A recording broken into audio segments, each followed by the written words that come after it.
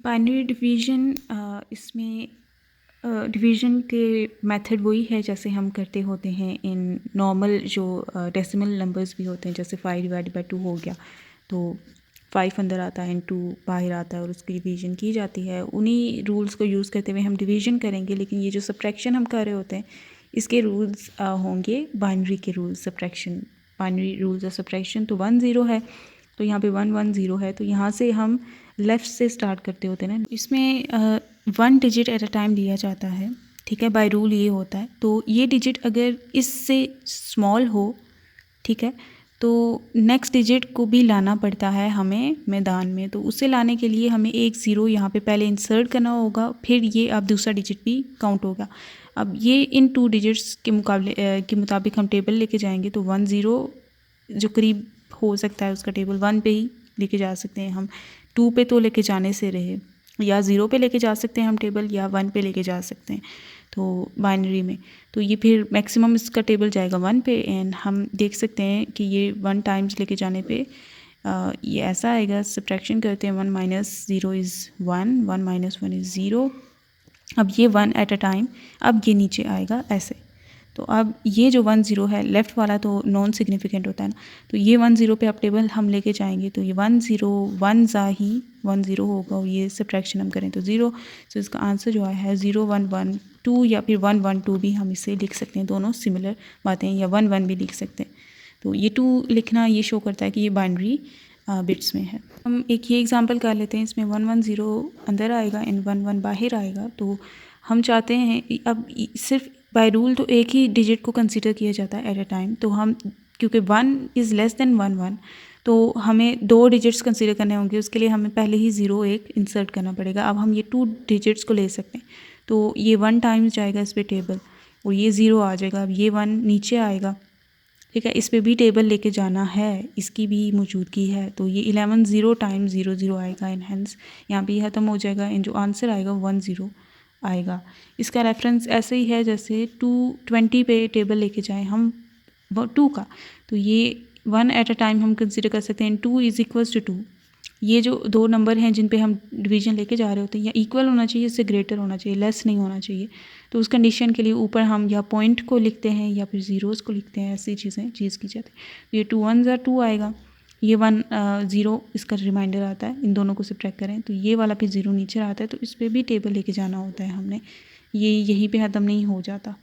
तो ये इस तरह से और भी प्रॉब्लम्स इसी तरह से किए जा सकते हैं। एक थोड़ा टफ जो है डिवीज़न का क्वेश्चन कर लेते हैं, और ये अगर समझ लिया गया तो किसी भी तरह का डिवीज़न का क्वेश्चन हम सॉल्व कर सकते हैं। में कुछ ऐसे ज़्यादा सारे रूल्स आ रहे थे जो कि मे बी जिसमें कन्फ्यूजन हो सके, इसलिए मैं वो कर रही हूँ उनको, ठीक है।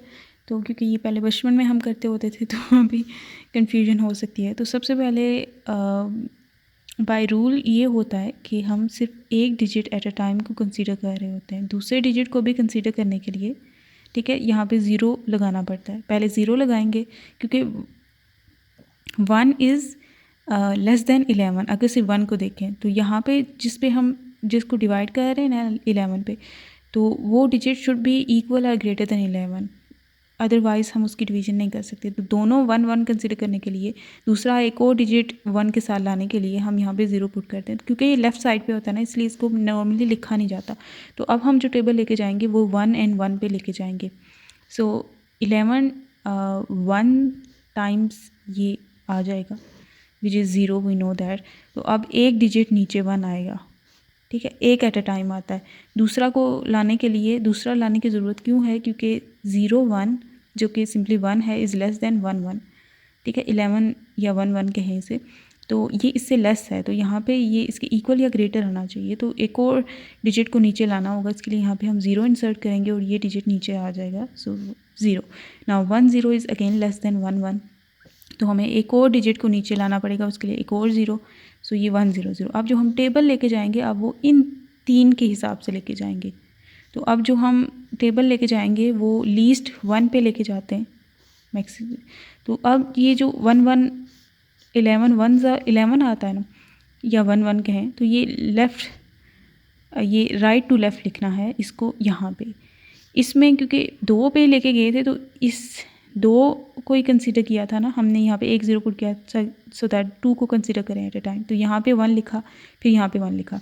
लेकिन अब हमने क्योंकि 3 डिजिट्स ले लिए हैं, ठीक है, 3 डिजिट्स यहाँ पे ले लिए, यहाँ पे 0 इंसर्ट करके, तो अब जो हम 1 1 लिखेंगे वो इन 2 के नीचे यहाँ से लिखेंगे इस तरह से, ठीक है। क्योंकि अब यहाँ पे 0 -1 बोरो लेना पड़ेगा, यहाँ से बोरो लेना स्टार्ट करते हैं, ये 0 यहाँ पे बच जाएगा, यहाँ पे बोरो आके 1 आ जाए, तो ये 1 0 बन चुका है। ये अब ये इससे बोरो लेगा तो यहाँ पे 1 बच जाएगा, यहाँ पे 1 0 1 0 -1 इज़ 1 एंड 1 -1 इज़ 0। ओके, अब ये जो 1 है ये अब इसके बाद यहाँ पे आ जाएगा, तो 1 1 यहाँ पे बच गया, 1 1 इज़ इक्वल्स टू 1 1, तो हमें 0 को डालने की ज़रूरत नहीं है और ना ही कोई आगे कुछ बचा है। तो ये फिर 1 टाइम्स इस पर जाएगा टेबल और ये 0 आ जाएगा। So this is the result, ये इसका आंसर है।